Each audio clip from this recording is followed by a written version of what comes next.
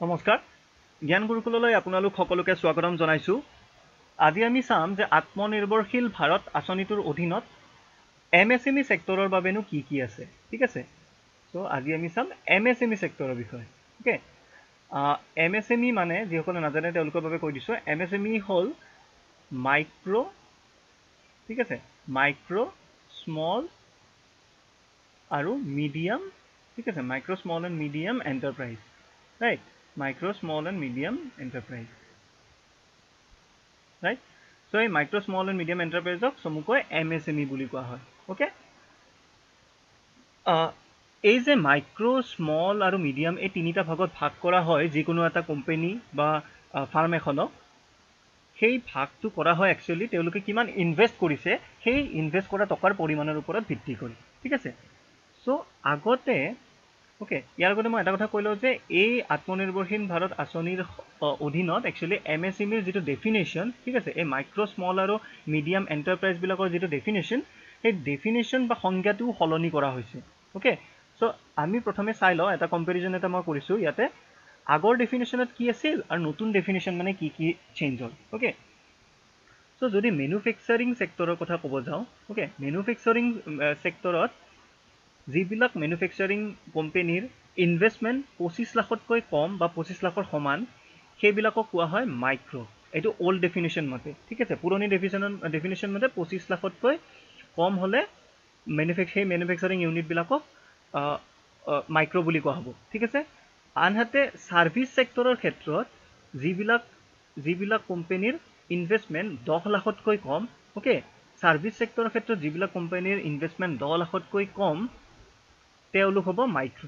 এতিয়া ইয়াতে দুটা কথা আমি দেখিছোঁ যে এটা মেনুফেকচাৰিং, এটা ছাৰ্ভিচ। ঠিক আছে, মেনুফেকচাৰিং হ'ল যিবিলাকত কিবা বস্তু প্ৰডিউচ কৰে, বস্তু এটা ছাপ'জ কিবা এটা গুড এটা বনায় কিবা এটা। ওকে, ছাপ'জ কিবা কোম্পানী এটাই বাল্ব প্ৰডিউচ কৰে, ৰাইট, বাল্ব, ইলেক্ট্ৰনিক বাল্ব। ঠিক আছে, তো সেইটো এটা মেনুফেকচাৰিং কোম্পানীত পৰিব। ওকে, তেনেদৰে ছাৰ্ভিচ হ'ব সেৱা। ঠিক আছে, ছাৰ্ভিচ হ'ব সেৱা। ওকে, কোনোবা এটা কোম্পানীয়ে ছাপ'জ মেডিকেল ছাৰ্ভিচ দিয়ে, ওকে, অৰ্থাৎ যিটো চিকিৎসা সেৱা দিছে সেইটো হ'ব ছাৰ্ভিচৰ ভিতৰত। ওকে, চ' গুড আৰু ছাৰ্ভিচৰ সেইটো এটা ডিফাৰেঞ্চ। আৰু মেনুফেকচাৰিঙত মানে কিবা এটা বস্তু এটা গঠন কৰে বা প্ৰডিউচ কৰে। ঠিক আছে, যেনে বাল্ব হ'ব পাৰে বা তেনেকুৱা বিভিন্ন ধৰণৰ বস্তু মেনুফেকচাৰ কৰিব পাৰে। ওকে, এতিয়া নতুন ডেফিনেশ্যন মতে এই যিটো ডিষ্টিংশ্যন আছিল মেনুফেকচাৰিং আৰু ছাৰ্ভিচৰ যিটো ডিভিজন আছিল, ঠিক আছে, সেই ডিভিজনটো নোহোৱা কৰি দিলে। ওকে, আগতে কি আছিল, মেনুফেকচাৰিঙৰ ক্ষেত্ৰত হ'লে 25 লাখতকৈ কম হ'লে সি মাইক্ৰ হ'ব, আনহাতে ছাৰ্ভিচৰ ক্ষেত্ৰত 10 লাখতকৈ কম হ'লে মাইক্ৰ হ'ব। এতিয়া সেইটো গুচাই দুইটাৰ ক্ষেত্ৰত লিমিটটো কিমান কৰি দিলে, 1 কৰৰলৈকে বৃদ্ধি কৰি দিলে। ঠিক আছে, অৰ্থাৎ 1 কোটিতকৈ যদি কম ইনভেষ্ট কৰে বা 1 কোটিৰ সমান ইনভেষ্ট কৰে, তেতিয়া সেই পাৰ্টিকুলাৰ কোম্পানীটো সি লাগিলে মেনুফেকচাৰিঙে হওক বা সি লাগিলে ছাৰ্ভিচ ছেক্টৰৰে হওক, সি হ'ব মাইক্ৰ ইউনিট এটা। ঠিক আছে, বা মাইক্ৰ কোম্পানী এটা। ওকে, এইটো নতুন ডেফিনেশ্যন মতে, অৰ্থাৎ 1 কৰৰ। ওকে, 1 কৰৰ আৰু যাৰ টাৰ্ণ অভাৰ, ওকে, টাৰ্ণ অভাৰ বা বছৰ এটা তেওঁ যিমানখিনিৰ বিজনেছ কৰে, ঠিক আছে, সেই টাৰ্ণ অভাৰটো যদি 5 কৰৰতকৈ কম হয় আৰু ইনভেষ্টমেণ্ট যদি 1 কৰৰতকৈ কম হয়, তেতিয়া সেইটো হ'ব এতিয়া নতুন নীতিমতে, অৰ্থাৎ আত্মনিৰ্ভৰশীল ভাৰতৰ নতুন ডেফিনেশ্যন মতে সেইটো এটা মাইক্ৰ ইউনিট হ'ব। ওকে, আনহাতে আমি যদি চাওঁ small industry, okay, small industry কোনবিলাকক ক'ব, যিবিলাক ফাৰ্মৰ, ওকে, যিবিলাক ফাৰ্মৰ ইনভেষ্টমেণ্ট লিমিটটো 5 কৰৰতকৈ কম আছিল পুৰণি নীতিমতে। ঠিক আছে, পুৰণি নীতিমতে যিবিলাকৰ মেনুফেকচাৰিং কোম্পানীৰ ইনভেষ্টমেণ্টটো 5 কৰৰতকৈ কম আছিল, বা যিবিলাক ছাৰ্ভিচ কোম্পানীৰ ইনভেষ্টমেণ্টটো 2 কৰৰতকৈ কম আছিল। ঠিক আছে, মেনুফেকচাৰিং হ'লে 5 কৰৰতকৈ কম আৰু ছাৰ্ভিচ হ'লে 2 কৰৰতকৈ কম, তেওঁলোক আগতে আছিল স্মল ইণ্ডাষ্ট্ৰী। আৰু এতিয়া নতুন ডেফিনেশ্যন মতে যাৰ ইনভেষ্টমেণ্ট 10 কৰৰতকৈ কম আৰু টাৰ্ণ অভাৰ 50 কৰৰতকৈ কম, ঠিক আছে, যাৰ ইনভেষ্টমেণ্ট 10 কৰৰতকৈ কম আৰু টাৰ্ণ অভাৰ 50 কৰৰতকৈ কম, সেইবিলাক নতুন নীতিমতে হ'ব স্মল ইউনিটছ বা স্মল কোম্পানী। ওকে, ঠিক তেনেদৰে মিডিয়াম হ'ব কোনবিলাক, মিডিয়াম হ'ব যাৰ পূৰ্বতে মেনুফেকচাৰিঙৰ ক্ষেত্ৰত ইনভেষ্টমেণ্ট আছিল 10 কৰৰতকৈ কম আৰু ছাৰ্ভিচৰ ক্ষেত্ৰত 5 কৰৰতকৈ কম আছিল ইনভেষ্টমেণ্ট। এতিয়া এই লিমিটটো বঢ়াই দিছে, এই 10 কৰৰ পৰা বঢ়াই কি কৰি দিলে, এইটো হ'ব ইনভেষ্টমেণ্টটো হৈ গ'ল এতিয়া 20 crore ঠিক আছে অৰ্থাৎ যিবিলাক ইদাৰ মেনুফেকচাৰিঙে হওক বা ছাৰ্ভিচ ছেক্টৰে হওক যিবিলাক ফাৰ্মৰ ইনভেষ্টমেণ্টটো ওকে ইনভেষ্টমেণ্টটো যাৰ 20 crore-তকৈ কম 20 কোটিতকৈ কম তেওঁলোক এতিয়া হ'ব মিডিয়াম ছেক্টৰ ঠিক আছে তেওঁলোক এতিয়া মিডিয়াম ছেক্টৰ আৰু যাৰ টাৰ্ণঅভাৰটো 100 crore-তকৈ কম ওকে এতিয়া আমি গম পালোঁ যে নতুন ডেফিনেশ্যন মতে নতুন সংখ্যা মতে মাইক্ৰ স্মল আৰু মিডিয়াম এণ্টাৰপ্ৰাইজৰ সেই সংখ্যাটো কিছু সাল সলনি হ'ল ঠিক আছে পূৰ্বতে হয়তো স্মল ছেক্টৰত পৰা কিছুমান এতিয়া মাইক্ৰত পৰি যাব পাৰে তেনেকুৱা কিছুমান সলনি এতিয়া নতুনকৈ হ'ব ঠিক আছে এতিয়া যদি আমি চাওঁ কি পলিচি লৈছে পলিচিখিনিলৈ যোৱাৰ আগতে আমি কেইটামান কথা ক'ব বিচাৰিছোঁ এই মাইক্ৰ স্মল আৰু মিডিয়াম এণ্টাৰপ্ৰাইজ বা MSME ছেক্টৰটো কিয় ইমান গুৰুত্বপূৰ্ণ ঠিক আছে এইটো কিয় ইমান গুৰুত্বপূৰ্ণ তাৰ কাৰণটো যদি মই ক'বলৈ যাওঁ তেতিয়া ক'ব লাগিব যে ভাৰতবৰ্ষৰ মুঠ ঘৰুৱা উৎপাদনৰ বা GDPৰ ঠিক আছে ইণ্ডিয়াৰ GDPৰ প্ৰায় 30% প্ৰায় 30% উৎপাদন এই MSME ছেক্টৰৰ পৰা হয় ঠিক আছে প্ৰায় 30% MSME ছেক্টৰৰ পৰা উৎপাদন হয় আৰু ভাৰতৰ টোটেল এক্সপৰ্টৰ ঠিক আছে টোটেল এক্সপৰ্ট বা বাহিৰত যে ভাৰতে যিবিলাক বস্তু ৰপ্তানি কৰিব সেই টোটেল এক্সপৰ্টৰো 50% MSME ছেক্টৰৰ পৰা হয় ঠিক আছে অৰ্থাৎ GDPৰ 30% আৰু টোটেল এক্সপৰ্টৰ 50% MSME ছেক্টৰৰ পৰা হয় ওকে তাৰ মানে বহুত ডাঙৰ সংখ্যা এটা দেশৰ অৰ্থনীতিৰ এই MSME ছেক্টৰটোৱে কভাৰ কৰি আছে ওকে আৰু তাৰ লগতে যদি আমি চাওঁ এমপ্লয়মেণ্টটো যদি চাওঁ প্ৰায় 11 পৰা 12 লাখ 11 পৰা 12 crore বা 12 কোটি মানুহ এই MSME ছেক্টৰৰ লগত জড়িত হৈ আছে ঠিক আছে MSME ছেক্টৰৰ লগত ইমান মানুহ এমপ্লয় হৈ আছে ৰাইট চ' যেতিয়া ইমান মানুহ এই ছেক্টৰটোৰ লগত জড়িত হৈ আছে এই ছেক্টৰটোক যদি ৰিভাইভ কৰা নহয় তেনেহ'লে ইমানবিলাক মানুহৰ একেলগে হয়তো তেওঁলোকৰ চাকৰি হেৰুৱাব লগা হ'ব পাৰে বা জীৱিকাৰ উপায় হেৰুৱাব লগা হ'ব পাৰে সেইকাৰণে গভৰ্ণমেণ্টে MSME ছেক্টৰটোৰ ওপৰত ইমান গুৰুত্ব দি আছে ওকে এতিয়া কি ষ্ট্ৰেটেজি লৈছে সেই সম্বন্ধে আমি আলোচনা কৰিম চ' প্ৰথম এটা ষ্ট্ৰেটেজি হ'ল যে এটা লৈছে যে প্ৰায় 3 লাখ crore 3 লাখ কোটি টকা গভৰ্ণমেণ্টে এই MSME ছেক্টৰক কোলেট্ৰেল ফ্ৰী লোন হিচাপে দিব ঠিক আছে কোলেট্ৰেল ফ্ৰী লোন হিচাপে গভৰ্ণমেণ্টে এই MSME ছেক্টৰক দিব এতিয়া কোলেট্ৰেল ফ্ৰী মানেনো কি ঠিক আছে এই সম্বন্ধে জানিম যেতিয়া বেংক এটাই কাৰোবাক সাপোজ A হ'ল এটা বেংক ঠিক আছে A এটা বেংক আৰু B এটা MSME ছেক্টৰৰ এখন ফাৰ্ম এখন ঠিক আছে B এটা কোম্পানী ওকে এতিয়া B আহিছে A ৰ ওচৰলৈ যে B ক লোন লাগে ওকে এতিয়া লোন যেতিয়া দিব সাপোজ লোন দিলে 2 crore টকা ঠিক আছে 2 crore টকাৰ যেতিয়া লোন A যেতিয়া B ক দিব তেতিয়া B এ A ৰ ওচৰত কিবা এটা বস্তু চুক্তি কৰি ৰাখি যাব লাগিব যে যদি মই লোনটো ঘূৰাই দিব নোৱাৰো তেনেহ'লে এই পাৰ্টিকুলাৰ বস্তুটো A মোৰ পৰা লৈ যাব পাৰিব অৰ্থাৎ তাক কোলেট্ৰেল হিচাপে দি দিয়ে হয়তো এনেকুৱা হ'ব পাৰে যে B কোম্পানীটোৰ যিমানবিলাক এছেট আছে ওকে যিমানবিলাক ফেক্টৰীটোৰ যিবিলাক ফাৰ্নিচাৰ হওক বা ফেক্টৰীটোৰ বিল্ডিং হওক বা যিবিলাক মেচিন আছে এই গোটেইবিলাক A লৈ যাব পাৰিব যদিহে B এ সময়মতে ঋণ পৰিশোধ কৰিব নোৱাৰে ঠিক আছে ওকে চ' যিকোনো এটা বেংকে যেতিয়া লোন এটা দিব তাৰ বিপৰীতে কিবা এটা বস্তু গ্যাৰাণ্টি হিচাপে লয় যিটোক আমি কোলেট্ৰেল বুলি কওঁ ঠিক আছে কোলেট্ৰেল বুলি কওঁ যে এই বস্তুটো মই গ্যাৰাণ্টি হিচাপে দিছোঁ যে মই লোন দিব নোৱাৰিলে আপোনালোকে মোৰ পৰা এই পাৰ্টিকুলাৰ বস্তুটো লৈ যাব পাৰিব ঠিক আছে এতিয়া গভৰ্ণমেণ্টে কৈছে যে এই যে 3 লাখ কোটি টকা MSME ছেক্টৰক লোন হিচাপে দিব এইটো একেবাৰে কোলেট্ৰেল ফ্ৰী হ'ব অৰ্থাৎ তাত কোনো ধৰণৰ কোলেট্ৰেল দিব নালাগে ওকে তাত কোনো ধৰণৰ কোলেট্ৰেল দিব নালাগে ৰাইট আৰু আশা কৰা হৈছে যে এই কোলেট্ৰেল ফ্ৰী লোনৰ জৰিয়তে প্ৰায় 45 বা 45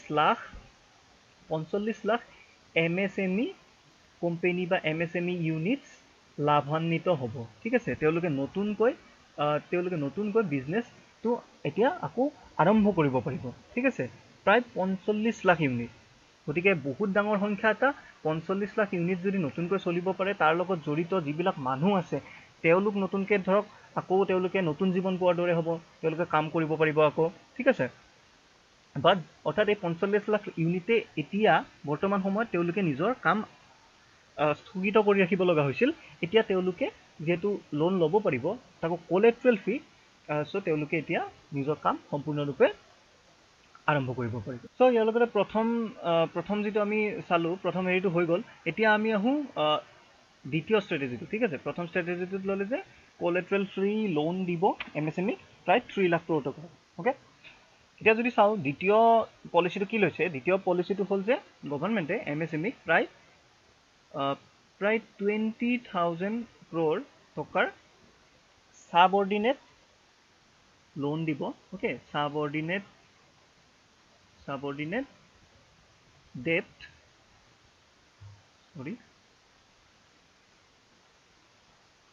subordinate debt to stressed MSME, okay, stressed MSME, okay. এতিয়া এইটোনো কি বুজাইছে? এইটো বুজাইছে যিবিলাক MSME কোম্পানী বা ছেক্টৰ, অ'কে, যিবিলাক মাইক্ৰ' স্মল বা মিডিয়াম এণ্টাৰপ্ৰাইজে অলৰেডি তেওঁলোক ষ্ট্ৰেছড হৈ আছে, অ'কে, অলৰেডি যাৰ যিটো অৰ্থনৈতিক অৱস্থা, সেই অৰ্থনৈতিক অৱস্থা ভাল নহয়, যিয়ে হয়তো নিজৰ অলৰেডি যিবিলাক তেওঁলোকৰ লোন দিব লগা আছে বা ৰিপে' কৰিব লগা আছে, সেই লোনবিলাক তেওঁলোকে ৰিপে' কৰিবই পৰা নাই, ঠিক আছে। যিবিলাক কোম্পানী হয়তো বেংকবিলাকে NPA ৰূপে ডিক্লিয়াৰ কৰিছে যে তেওঁলোকে এই কোম্পানীবিলাকে, এই MSME ইউনিটবিলাকে অলৰেডি বেংকক দিব লগা লোন তেওঁলোকে দিবই পৰা নাই, ঠিক আছে। তেনেকুৱা অৰ্থনৈতিকভাৱে যিবিলাক ষ্ট্ৰেছড হৈ থকা MSME ছেক্টৰ আছে, সেই MSME ছেক্টৰবিলাকক পুনৰ ৰিভাইভ কৰিবৰ বাবে, অ'কে, পুনৰুজ্জীৱিত কৰি তুলিবৰ বাবে গভৰ্ণমেণ্টে কি কৰিব? গভৰ্ণমেণ্টে কৈছে যে তেওঁলোকে নতুনকৈ 20,000 কৰোৰ টকাৰ এটা ছাবঅৰ্ডিনেট ডেট আঁচনি গ্ৰহণ কৰিছে। চ' ইয়াৰ আণ্ডাৰত কি হ'ব? প্ৰায় 20,000 টকাৰ এক প্ৰকাৰ লোন দিয়া হ'ব সেই ষ্ট্ৰেছড MSME বিলাকক, ঠিক আছে, অৰ্থাৎ যাৰ অৰ্থনৈতিক অৱস্থা ভাল নহয়, ৰাইট। আৰু এইটো ক্ষেত্ৰত কি হ'ব?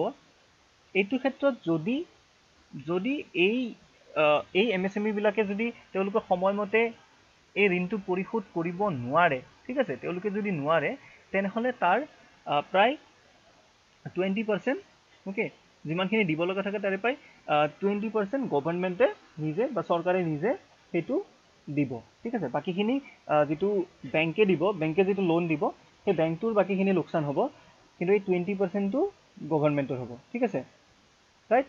চ' তাৰ মানে এই 20,000 কৰোৰ যিটো ডিচাইড কৰা হৈছে যে এই ষ্ট্ৰেছড MSME বিলাকক দিব, তাৰে যদি আমি 20% উলিয়াওঁ, অৰ্থাৎ 20,000ৰ 20% মানে হ'ব আমাৰ কিমান? মানে হ'ব আমাৰ 4,000 কৰোৰ, ঠিক আছে। অৰ্থাৎ এই এতিয়া 4,000 কৰোৰ টকা গভৰ্ণমেণ্টে দিব আৰু বাকীখিনি বেংকে দিব, ঠিক আছে। 4,000 গভৰ্ণমেণ্টে আৰু বাকী 16,000 বেংকে, আৰু গোটেইখিনি মিলি হ'ল 20,000 কৰোৰ, ঠিক আছে। আৰু এই 20,000 কৰোৰ কাক দিব? এই 20,000 কৰোৰ লোন হিচাপে দিব যিবিলাক ষ্ট্ৰেছড MSME আছে, অৰ্থাৎ যিবিলাক MSMEৰ অৰ্থনৈতিক অৱস্থা অলৰেডি বেয়া, ঠিক আছে, যিবিলাক অলৰেডি বেয়া বা যিবিলাক অলৰেডি মানে ধ্বংসপ্ৰায় হৈছে, ঠিক আছে, সেই ধ্বংসপ্ৰায় হোৱা MSME ইউনিটবিলাকক পুনৰুজ্জীৱিত কৰিবৰ বাবে এই আঁচনিটো লোৱা হৈছে, অ'কে। এইটো 2 নম্বৰ আঁচনি। এতিয়া আহোঁ আমি 3 নম্বৰ আঁচনিটোলৈকে, ঠিক আছে। ত' 3 নম্বৰ আঁচনিটোত কোৱা হৈছে যে গভৰ্ণমেণ্টে এটা প্ৰায় 50,000 কৰোৰৰ, অ'কে, 50,000 কৰোৰ কি দিব? গভৰ্ণমেণ্টে দিব যে ইকুইটি ইনফিউজন, অ'কে। আৰু এটা নতুন টাৰ্ম পালোঁ আমি, নতুন টাৰ্মটো হ'ল ইকুইটি ইনফিউজন, ঠিক আছে, ইকুইটি ইনফিউজন, ৰাইট। চ' এই ইকুইটি ইনফিউজনটো কেনেকৈ কৰিব, ৰাইট? ইকুইটি ইনফিউজনটো কৰিবৰ বাবে গভৰ্ণমেণ্টে এটা বিশেষ এটা ফাণ্ড এটা গঠন কৰিছে, ঠিক আছে। এটা বিশেষ ফাণ্ড যাক কোৱা হ'ব ফাণ্ডছ অফ ফাণ্ড, ঠিক আছে, ফাণ্ডছ অফ ফাণ্ড, ৰাইট। এই বিশেষ ফাণ্ডটোত তেওঁলোকে 50,000 কৰোৰ টকাৰ এই বিশেষ ফাণ্ডটো হ'ব, right, funds of fund, right. তাত বেলেগ বেলেগ মানুহে ইনভেষ্ট কৰিব পাৰিব, ঠিক আছে। কিছুমান ছাপ'জ কোম্পানী থাকে, তেওঁলোকৰ কামটো কি? তেওঁলোকে বেলেগৰ বিজনেছত পইচা লগায় বা পইচা ইনভেষ্ট কৰে, ঠিক আছে। তেনেকুৱা কৰ্পৰেশ্যনে এই ফাণ্ডটোত ইনভেষ্ট কৰিব পাৰিব। দেন কিছুমান থাকে যাক কোৱা হয় ভেঞ্চাৰ কেপিটেলিষ্ট, ঠিক আছে। ভেঞ্চাৰ কেপিটেলিষ্ট অৰ্থাৎ এনেকুৱা ইনভেষ্টৰ যিবিলাকে বেলেগ বেলেগ ইউনিক আইডিয়া কিছুমানত, অ'কে, ইউনিক আইডিয়া কিছুমানত ইনভেষ্ট কৰি থাকে, ৰাইট। বা কিছুমান থাকে এঞ্জেল ইনভেষ্টৰ, যিবিলাকে নতুন যিবিলাক ষ্টাৰ্টআপ কোম্পানী থাকে, অ'কে, ষ্টাৰ্টআপ কোম্পানীবিলাকত ইনভেষ্ট কৰে, ঠিক আছে। চ' এনেকুৱা বেলেগ বেলেগ ধৰণৰ ইনভেষ্টৰ আছে। এই ইনভেষ্টৰবিলাকে মিলি এই ফাণ্ডছ অফ ফাণ্ড, যিটো 50 crore টকাৰ যিটো ফাণ্ডছ অফ ফাণ্ড হ'ব, এইটো গঠন কৰা হ'ব, ঠিক আছে। আৰু কি হ'ব, MSME কোম্পানীবিলাকে, অ'কে, MSME কোম্পানীবিলাকে ষ্টক মাৰ্কেটত, অ'কে, ষ্টক মাৰ্কেট আমি যে শুনি থাকোঁ বম্বে ষ্টক মাৰ্কেট বা নেশ্যনেল ষ্টক মাৰ্কেট, ঠিক আছে। এই বম্বে ষ্টক মাৰ্কেট বা এনেকুৱা ষ্টক মাৰ্কেটত তেওঁলোকে নিজৰ কোম্পানীটো লিষ্ট কৰাই তেওঁলোকে কি কৰিব পাৰিব, তেওঁলোকে ইকুইটি বা শ্বেয়াৰ, ঠিক আছে, ইকুইটি বা শ্বেয়াৰ বজাৰত মুকলি কৰি দিব পাৰিব। আৰু এই ফাণ্ডৰ পৰা এই ইকুইটি বা শ্বেয়াৰসমূহ কিনা হ'ব, যাৰ জৰিয়তে আল্টিমেটলি এই MSME কোম্পানীবিলাকে পইচাটো পাই যাব, অ'কে। অৰ্থাৎ কি হ'ল, ছাপ'জ এটা MSME ছেক্টৰ আছে, তেওঁলোকে কি কৰিছে, তেওঁলোকে ষ্টক মাৰ্কেটত নিজক, ছাপ'জ MSME ছেক্টৰটো অ'কে, এটা MSME ইউনিট, ঠিক আছে। তেওঁলোকে কিবা এটা কাম কৰে, ছাপ'জ তেওঁলোকে কিবা বস্তু এটা মেনুফেকচাৰ কৰে। কি মেনুফেকচাৰ কৰে, ধৰি ল'লোঁ আমি আগৰ এক্সাম্পলত লোৱাৰ দৰে ধৰি ল'লোঁ যে তেওঁলোকে বাল্ব মেনুফেকচাৰ কৰে, ৰাইট। চ' এই যে বাল্ব মেনুফেকচাৰ কৰা কোম্পানীটো MSMEটো, তেওঁলোকে কি কৰিব, তেওঁলোকে ষ্টক মাৰ্কেটত নিজৰ নামটো প্ৰথমতে লিষ্ট কৰি ল'ব লাগিব, ঠিক আছে। তাৰ পৰা তেওঁলোকে কি কৰিব, তেওঁলোকে বজাৰত নিজৰ কোম্পানীৰ শ্বেয়াৰ মুকলি কৰি দিব, ঠিক আছে। বজাৰত তেওঁলোকে নিজৰ কোম্পানীৰ শ্বেয়াৰ মুকলি কৰি দিব। আৰু এই শ্বেয়াৰসমূহ কোনে কিনিব, এই শ্বেয়াৰসমূহ কিনিব এই যিটো ফাণ্ডছ অফ ফাণ্ড বুলি কৈছোঁ, এই ফাণ্ডটোৰ পৰা এই শ্বেয়াৰসমূহ কিনা হ'ব। আৰু এই ফাণ্ডটোত কোনে ইনভেষ্ট কৰিব, এই ফাণ্ডটোত ইনভেষ্ট কৰিব ভেঞ্চাৰ কেপিটেলিষ্ট বা কৰ্পৰেটবিলাক বা এঞ্জেল ইনভেষ্টৰ, এনেকুৱা কিছুমানে ইয়াতে ইনভেষ্ট কৰিব, ঠিক আছে। আৰু এই ফাণ্ডটো কিমান টকাৰ হ'ব, এইটো হ'ব 50,000 crore ফাণ্ড এটা, ৰাইট। চ' এইকেইটা মূল কথা, অ'কে। এইকেইটাৰ জৰিয়তে গভৰ্ণমেণ্টে ধাৰণা কৰিছে বা বিচাৰিছে যে MSME ছেক্টৰটো, যিটো আমাৰ অৰ্থনীতিৰ এটা অত্যন্ত গুৰুত্বপূৰ্ণ ছেক্টৰ, ক'ব গ'লে সকলোতকৈ গুৰুত্বপূৰ্ণ বুলি ক'লেও ভুল নহ'ব, কাৰণ প্ৰায় 30% অফ ইণ্ডিয়াৰ GDP ডিপেণ্ড কৰে এই ছেক্টৰটোৰ ওপৰত, ঠিক আছে। চ' এই ছেক্টৰটো পুনৰ নতুনকৈ ট্ৰেকত আনিবৰ বাবে, অ'কে, এই MSME ছেক্টৰটোক নতুনকৈ ৰিভাইভ কৰিবৰ বাবে গভৰ্ণমেণ্টে এই পলিচি লৈছে। আৰু আশা কৰোঁ যে এই পলিচিৰ সহায়ত MSME ছেক্টৰটো পুনৰ গ্ৰ' কৰি উঠিব পাৰিব, অ'কে। ইয়াৰ লগতে আমাৰ ভিডিঅ'টো ইয়াতে শেষ হ'ল। এটা ৰিকুৱেষ্ট কৰিব বিচাৰিছোঁ আপোনালোকক, আমাৰ যিটো চেনেল জ্ঞান গুৰুকুল ইউটিউব চেনেল, ইয়াত অন্য বহুতো ভিডিঅ' আমি দি থাকোঁ। বেলেগ বেলেগ বিষয়ৰ ওপৰত আমাৰ ভিডিঅ' দিয়া হৈছে, ইকনমিক্স, ফিজিক্স, কেমেষ্ট্ৰি, এনেকুৱা বেলেগ বেলেগ বিষয়ত। আপোনালোকে সেই ভিডিঅ'সমূহো আমাৰ চেনেলটোত গৈ চাব পাৰে। আৰু যদি আমাৰ ভিডিঅ'সমূহ ভাল পাইছে তেনেহ'লে নিশ্চয় লাইক কৰক, শ্বেয়াৰ কৰক, যাতে অন্য মানুহেও চাবলৈ পায়, আৰু ছাবস্ক্ৰাইব টু আৱাৰ চেনেল।